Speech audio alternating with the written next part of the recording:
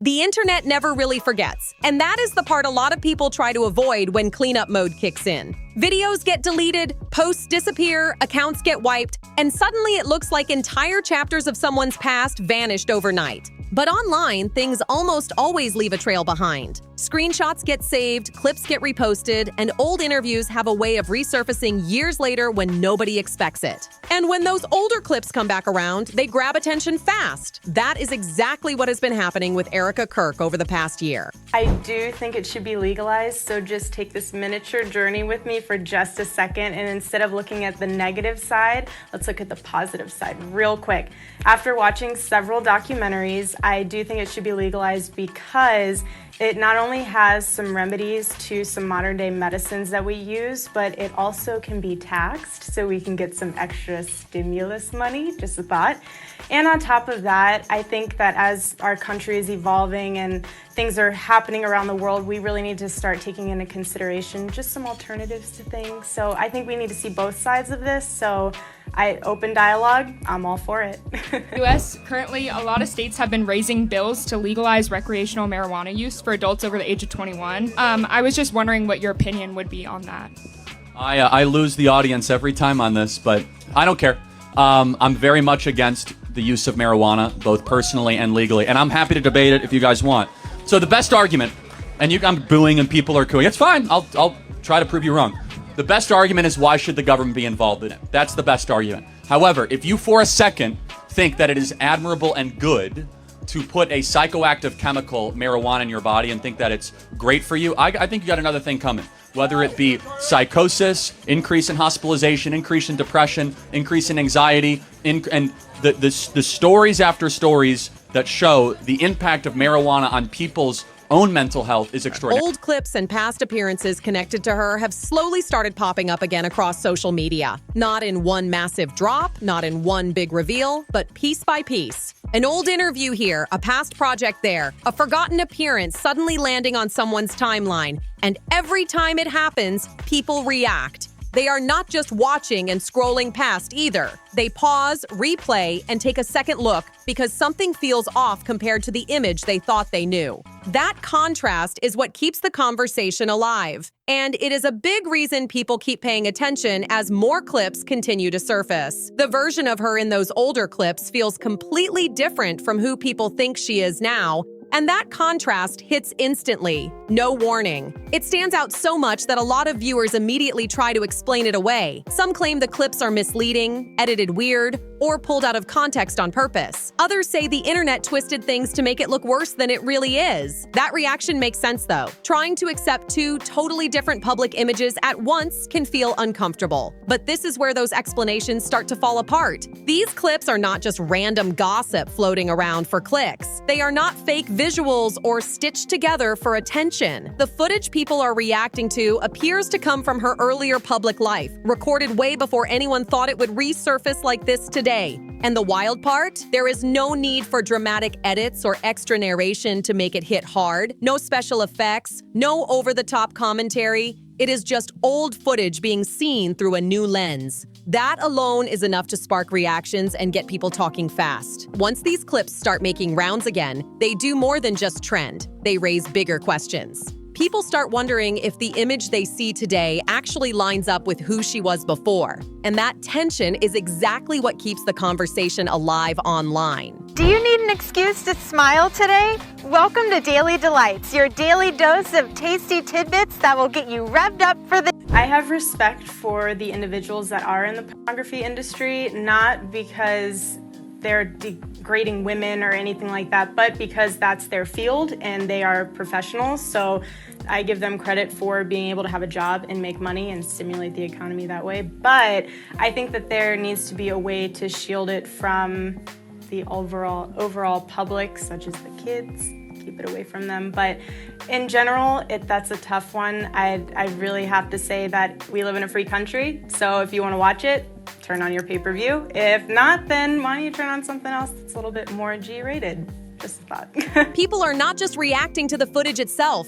They are reacting to the gap between the image they were shown and the older clips now resurfacing again. That gap is what really grabs attention. and it keeps people talking nonstop, especially when older content keeps popping back up online. Long before the politics, the public advocacy, and the faith-focused image many people now connect to her, Erika Kirk seemed to be presenting herself in a completely different way. Back then, she was not standing on stages speaking about values or showing up as a polished public figure. The energy was different, the focus was different, and the way she moved in public spaces told a whole other story. She was chasing camera time, going after opportunities that could put her in front of an audience. Pageants, modeling gigs, TV appearances, auditions, anything that could open a door and get her noticed was clearly part of the plan. In 2012, she stepped into the pageant world as Miss Arizona and pushed all the way to the national stage. If I could be great at one thing, I wish that I could sit in front of a mirror or a makeup mirror in general and spend more than just 20 minutes to a half hour looking at. Like many contestants, she took part in recorded interviews meant to highlight personality, ambition, and goals. These were not random throwaway clips.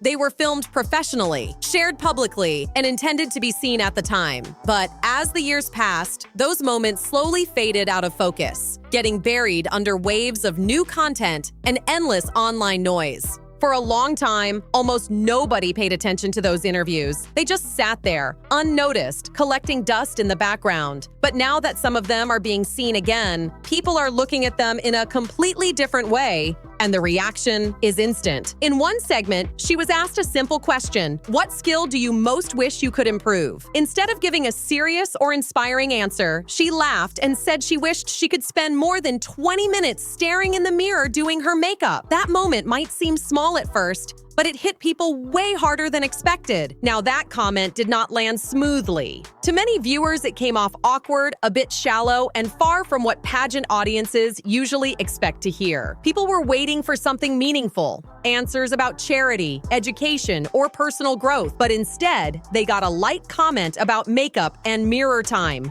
That is exactly why the clip caught people off guard and started spreading so quickly online. Some viewers were so surprised that they assumed it had to be a joke or maybe taken out of context. But from what people could see, it was simply how Erika was presenting herself during that time. And that contrast is what keeps pulling people in. As more of those older answers started resurfacing, even more viewers began doing double takes. The tone, the delivery, the overall vibe. Hi! Good morning, America!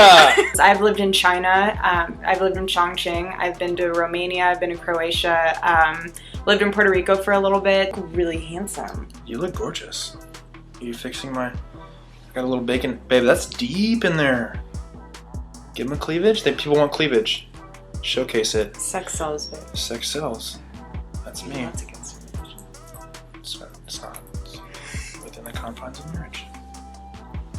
It's like we went through a little test these first 5 months before. Well, and not only that, like, think about the time difference. Like, I'm 2 hours behind, so he doesn't get to sleep until like 2, and I go to bed at like midnight or sometimes even later. And then when we are here in Tulsa together, we don't go to bed for the first night until like 3-ish because we stay up talking.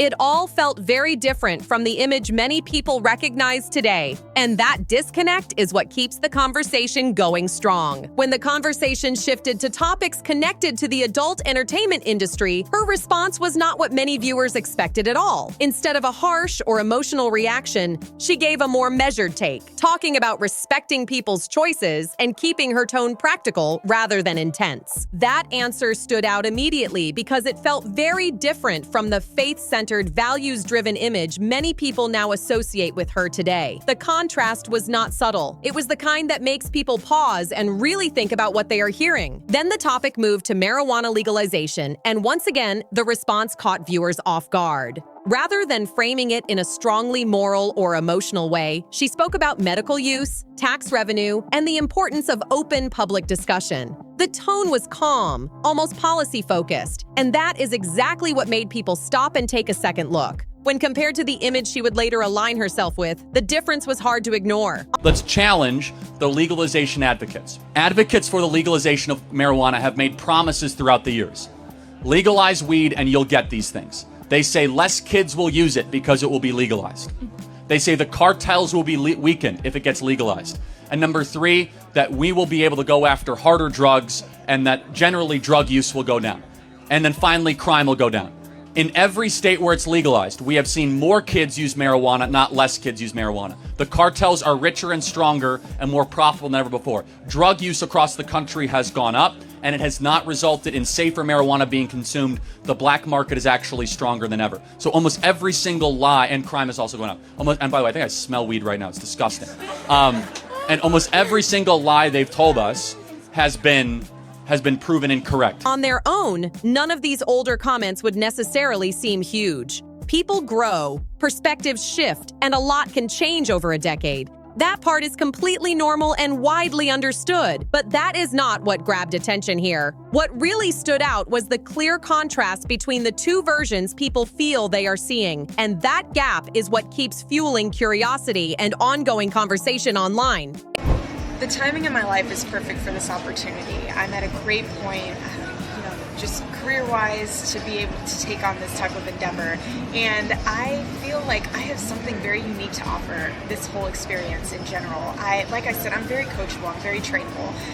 And I'm the type of person that I don't need all the time in the world to get ready. If you say you got to be on a plane in a half hour and you have to pack your stuff and go, I'm on it. I'm kind of like a gypsy. I don't mind living out of a suitcase. I'm used to it, and that's something that I'm okay with. So traveling, I love it. I'm all for it. I'm up for anything. I want to learn. I want to be able to use this opportunity and harness all the things that I can learn from it and be able to just inspire people. Like, how cool of a chance it is to be able to work with Diane and her brand. And that's why I want to use this opportunity to inspire, to be able to make a difference, and to work with Diane and a brand that does that. Erika came across as relaxed, casual, and deeply connected to lifestyle and entertainment culture. She seemed easygoing, flexible, and fully in the moment, like someone comfortable adapting to whatever opportunity came her way. But the version people see today gives off a very different energy. Now the image feels more polished, more controlled, and much more focused on discipline, strong values, and carefully chosen messaging. To a lot of viewers, it does not feel like a slow, natural evolution over time. It feels like a sharp shift that happened in a noticeable way.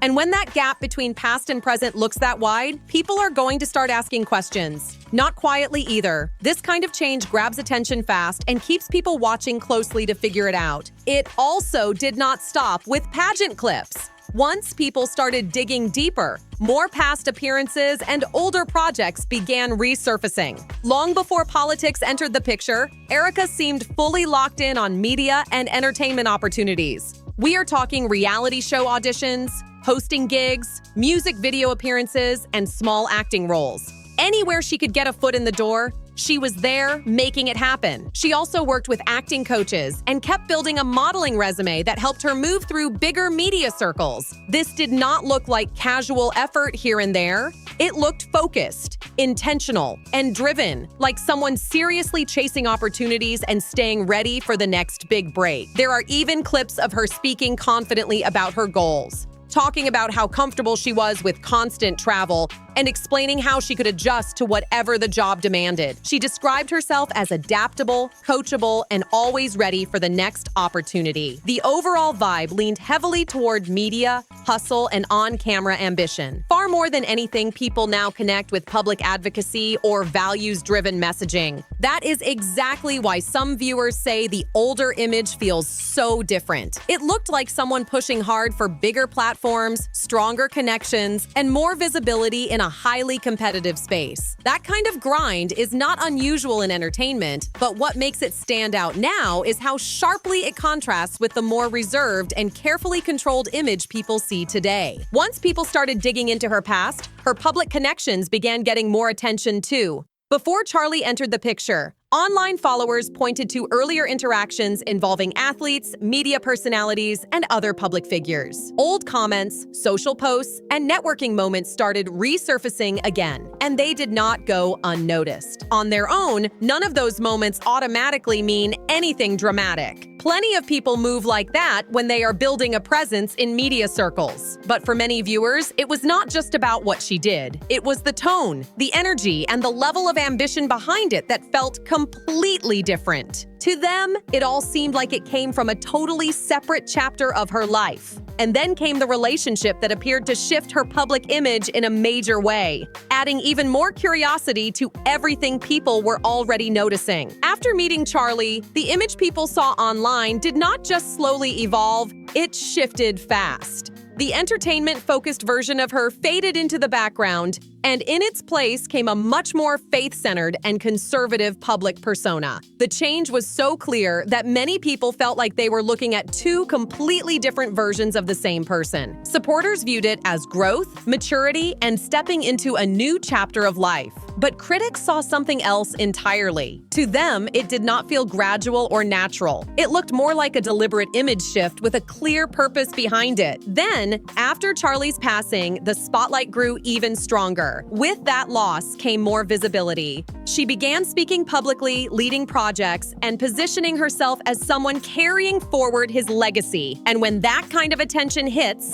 everything gets watched closely. Every appearance gets analyzed, every comment gets picked apart, and even old photos start getting re-examined in a completely different light. Once that level of attention locked in, people online began digging into the past even more. Older interviews started circulating again, archived pages resurfaced, and past audition clips began popping up once more. With every post or video that came back around, viewers felt like they were uncovering more pieces of a story that did not fully line up with the image being presented in the present. And that tension kept people watching closely. To some people, it still comes across as a normal reinvention story, but for others, it feels way more calculated, like a carefully managed image shift happening behind the scenes. And that is exactly when the questions started spreading fast online. People began asking why certain videos disappeared or suddenly became harder to find. At the same time, some viewers noticed that earlier stories about how she met Charli did not always sound exactly the same each time they were told. Now, that alone does not prove anything serious, and it does not confirm any hidden wrongdoing. But online perception moves quickly, and once people start noticing small differences, it can snowball into something much bigger before anyone can slow it down.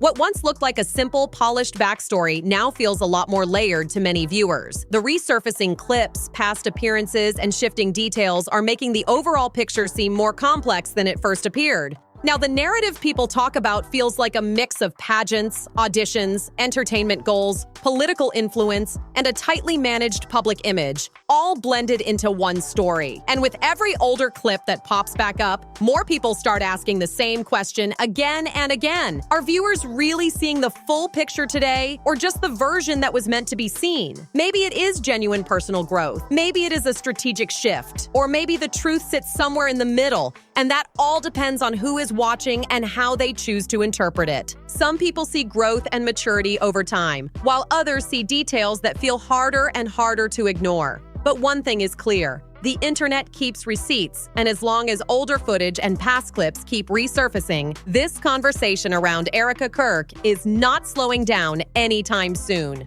In the digital world, the past does not just disappear. It goes quiet for a while, then suddenly comes back at the exact moment people start looking at everything differently. And when that happens, the conversation hits a whole new level. Now it is your turn to weigh in. What do you think? Does this feel like a natural evolution, or does it come across as something more carefully managed? Drop your thoughts in the comments if this breakdown got you thinking. And if you found this interesting, make sure to like the video, subscribe to the channel, and share it with someone else keeping up with this story. As more past clips and details continue gaining attention online, expect more updates right here, because this story is still unfolding. See you in the next one.